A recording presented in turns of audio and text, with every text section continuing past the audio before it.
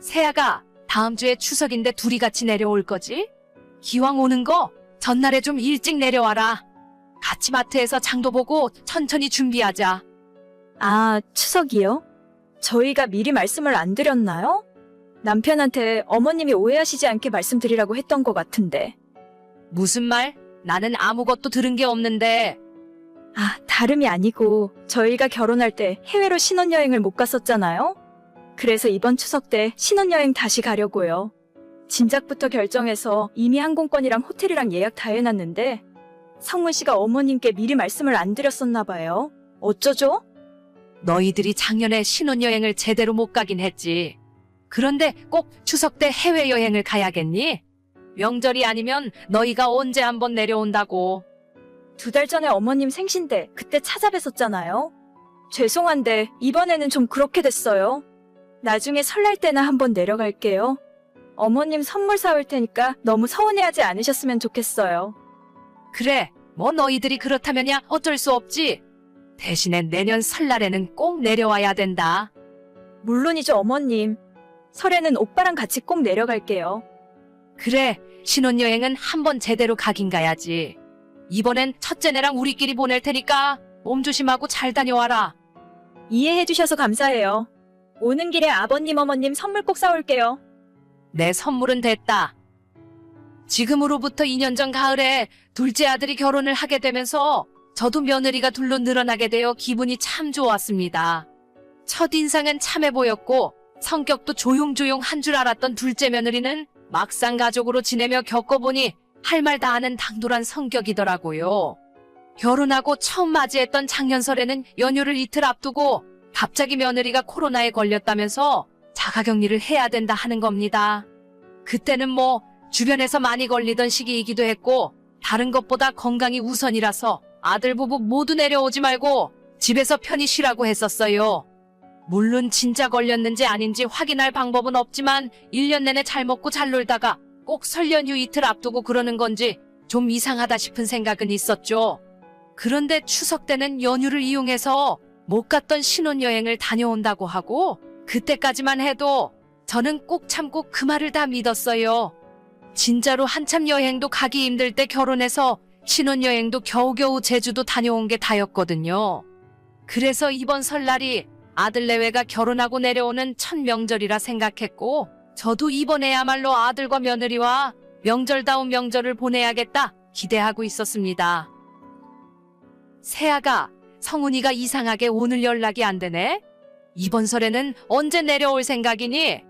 웬만하면 전날에 일찍 내려오면 좋겠는데 작년에는 설날이고 추석이고 첫째네만 내려오는 바람에 고생 많이 했다. 아, 맞다. 어머니, 제가 일찍 말씀을 드렸어야 했는데 미국에서 사는 저희 언니가 이번에 둘째를 낳았거든요. 저희 온 식구 전부 이번 설을 이용해서 열흘 동안 미국 갔다 오기로 했어요. 아가, 이런 법이 어디 있니? 작년 설에도 지난 추석 때도 전부 편의를 봐줬잖아. 그러면 이번 설에는 꼭 내려왔어야지. 죄송해요, 어머님. 근데 저희 언니 둘째 태어난 건 직접 가서 보고 축하해줘야죠. 제가 놀려고 거기까지 가는 건 아니잖아요? 그래도 거긴 다음에 가고 이번 설에는 내려오는 게 어때? 네 시아버지도 둘째 아들 내외 얼굴 본 지 너무 오래됐다면서 많이 보고 싶어 하더라. 너희 결혼식하고 얼마 안 지나서 한번 내려오고 그 뒤로 1년 넘게 안 왔잖니. 아무리 그렇게 말씀하셔도 이번엔 힘들 것 같아요, 어머니. 명절에 시댁에서 제사 음식 만들고 차례 지내는 일이 요즘 세대에서는 필수로 해야 하는 건 아니잖아요? 자꾸 그걸 강요하시는 건 좀 이상한 일이라고 생각해요. 아니, 내가 너한테 일 시키려고 부르는 것도 아니잖아. 평소에 못 보니까 이럴 때라도 얼굴 한번 보자는 거지. 게다가 요즘에는 죄다 사서 차리는데 너가 힘들 게 뭐가 있어. 음식 준비고 뭐고 내가 혼자서 다 할 테니까 너희는 좀 내려오기나 해라. 죄송해요, 어머니. 저희도 저희의 사정이 있으니까요. 이번 설날에는 우리 언니랑 먼저 선약이 되어 있어서 어쩔 수가 없네요. 알겠다. 네 시아버지한테도 그렇게 전하마. 나중에 성훈이한테는 나한테 따로 연락 좀 하라고 해라.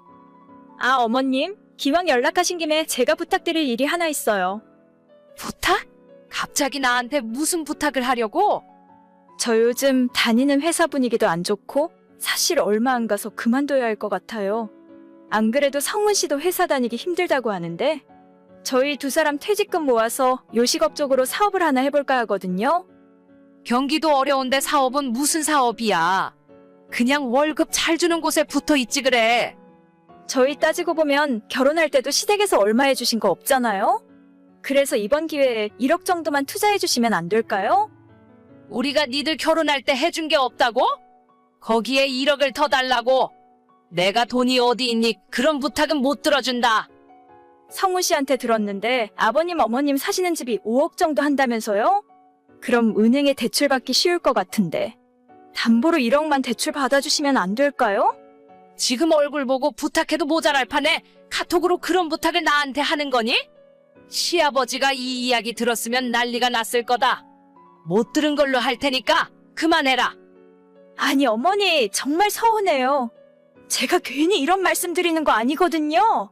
아주버님이랑 형님한테는 1억 빌려주셨다면서 저희한테는 왜 안 된다고 하시는 거예요? 너 지금 그 이야기가 왜 나오니? 빵 나가자는 거야? 어차피 이렇게 된 이상 솔직하게 다 말씀드릴게요. 어머님 아버님께서 가지고 계신 재산이 그리 많은 건 아니잖아요? 나중에 돌아가시면 유산 대부분도 아주버님 쪽으로 갈 것 같고 저희한테 남겨주실 것도 별로 없다는 걸 알아요.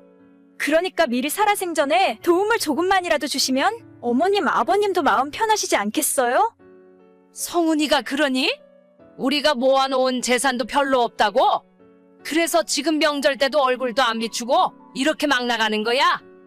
꼭 그렇다기보다는 솔직히 그게 사실이잖아요.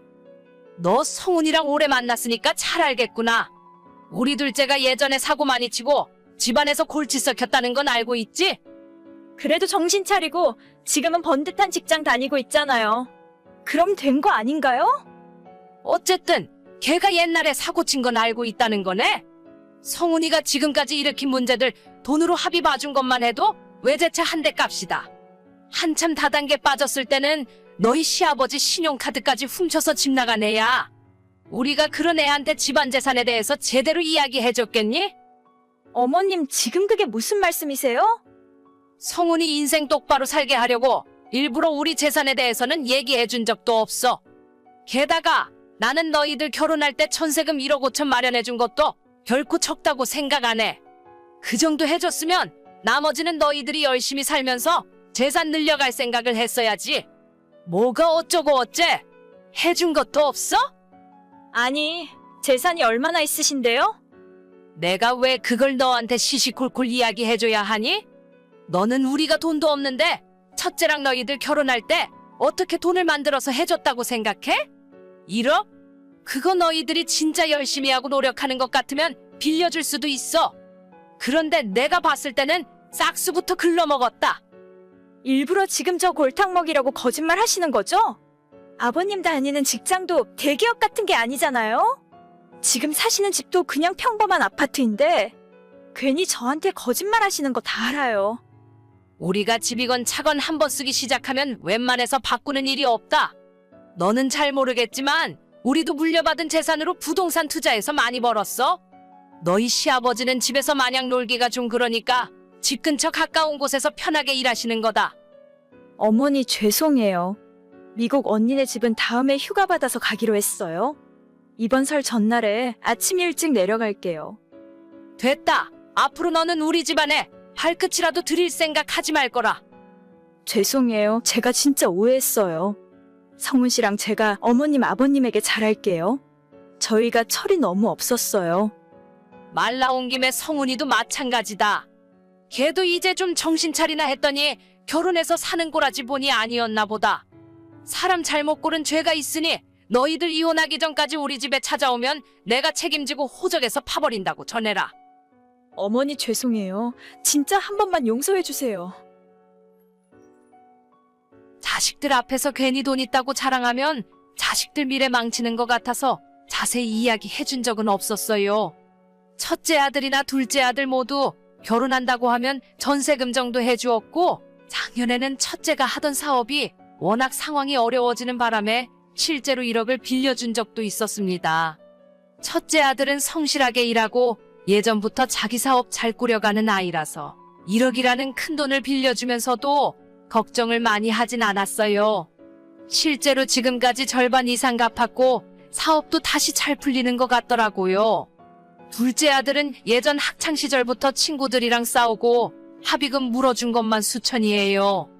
자식 교육 잘못 키운 건 부모 책임이라지만 똑같이 관심 주고 똑같이 해줬는데 첫째와 둘째가 어쩜 저렇게 딴판인지 모르겠습니다.